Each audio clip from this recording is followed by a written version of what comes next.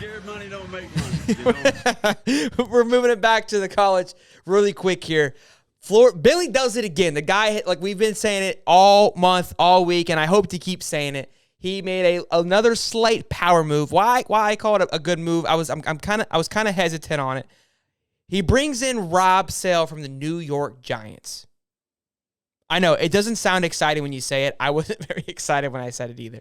The good part about this is that he's bringing him back. They coached in Louisiana together. They broke tons of records together.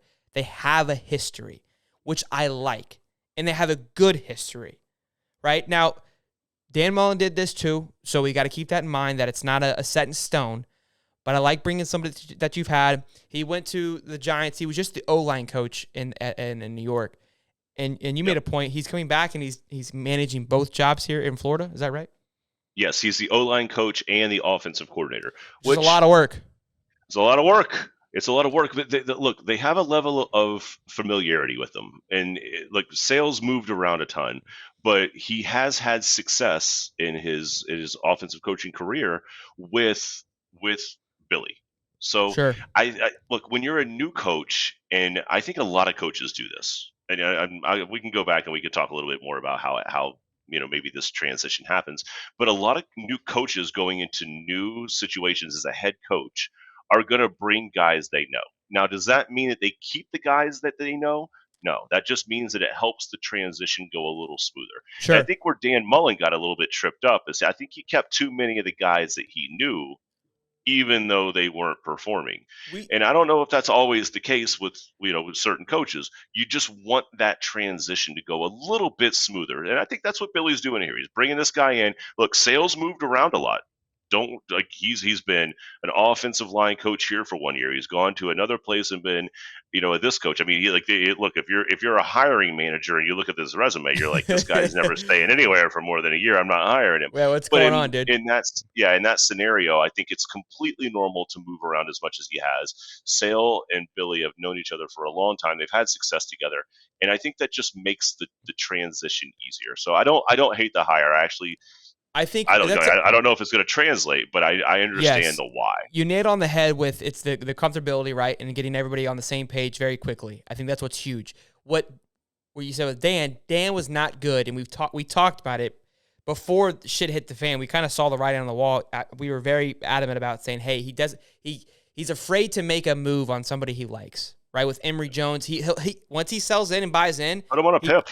Yeah, put him on a pip. He rides it. He rides that wave too long. He's afraid to make a power move, and that's where Billy has to be. Look, I love you, Rob. You've done a great job, but you're not cutting it, and be able to make that cut just as quickly as he made the hire. And I think that's where this move, and we've made this kind of prediction before. This move is going to be we'll be able to decide if this was a good move later on.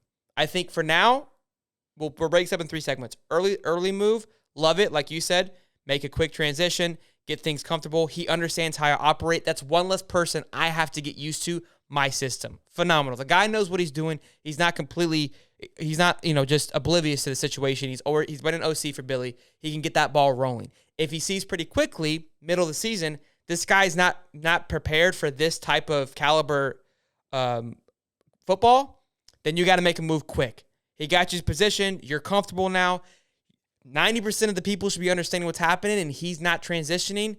He has to make that move. So this is going to be a pre-postcard score.